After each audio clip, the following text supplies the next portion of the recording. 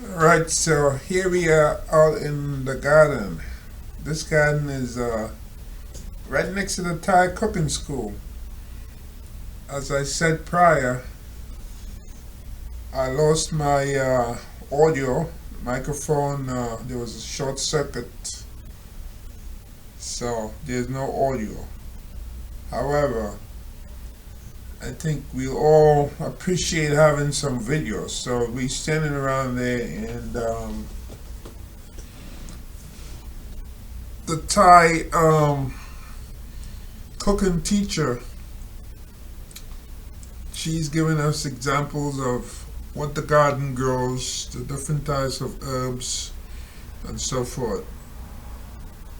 And each one is allowed to like smell. You just rub it a little between your thumb and index finger, and you get that smell like mint and so forth, different types of herbs. So that's the first thing. Walking around, checking out the different herbs.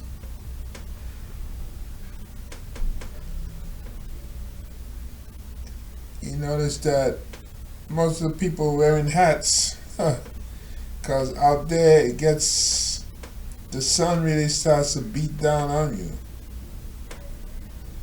So that's the reason for the hat.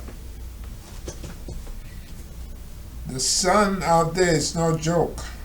I mean, it really comes down strong. So you need to protect yourself, protect your head from that sun. I remember one of the leaves she plucked was the basil.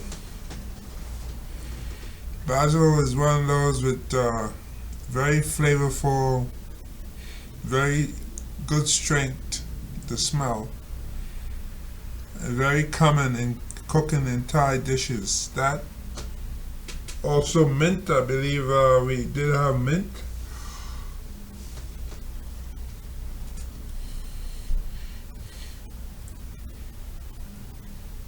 So they passing around some of the herbs.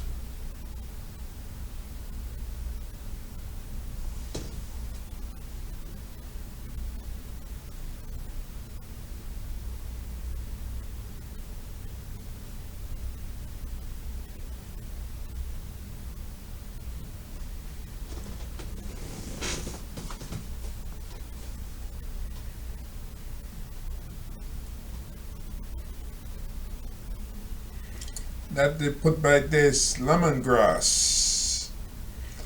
Lemongrass is definitely found in lots of Thai food. One of the secrets to Thai food, lemongrass.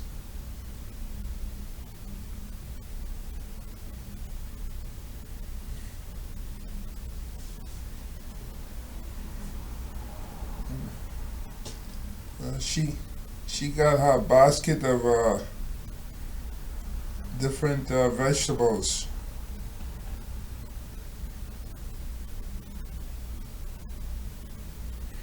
There's one there that looks like ginger, but that's not ginger. It's one that you put to give some flavor, like when you make soup. Later on in the class, we make like soup with curry for flavor, and that you don't really eat it. It's just that it adds flavor to the food. I don't remember the name offhand, but it looks it looks a lot like ginger. When you cut it open, it has a similar look, and it's brown on the outside. It's I guess it's a root plant or tuber.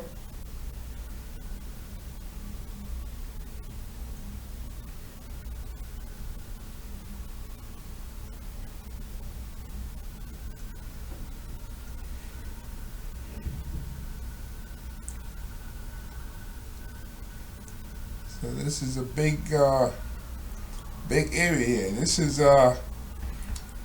in Chiang Mai.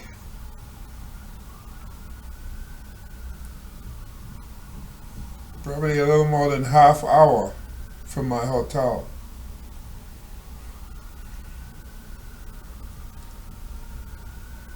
So you see in Chiang Mai you can grow lots of fruits and vegetables.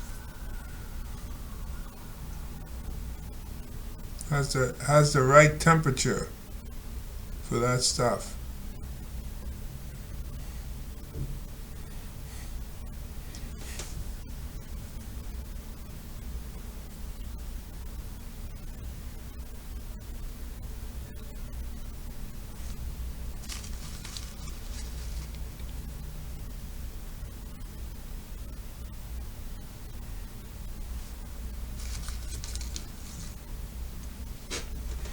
I'm looking to see if there's any mango tree back there.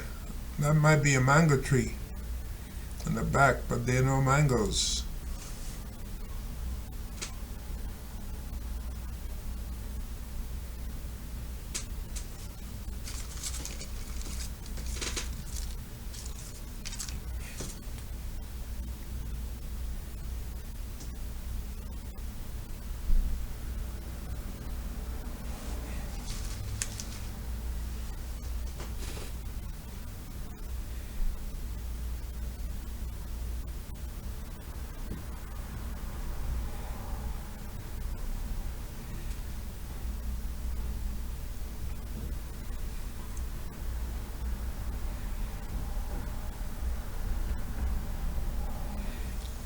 So Chiang Mai is known for its arts and crafts, where people make all sorts of stuff like silk and so forth.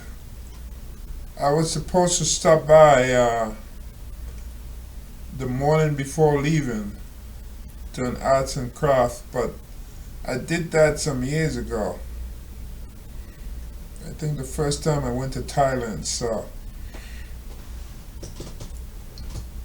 I didn't want to go by there because my flight was like sometime in the afternoon. My flight to Hanoi, Vietnam, and I didn't want to go there and then with traffic get backed up in traffic. And because it's an international flight, you're supposed to be at the airport some hours ahead, which is true. Because when I was leaving, the line was so long.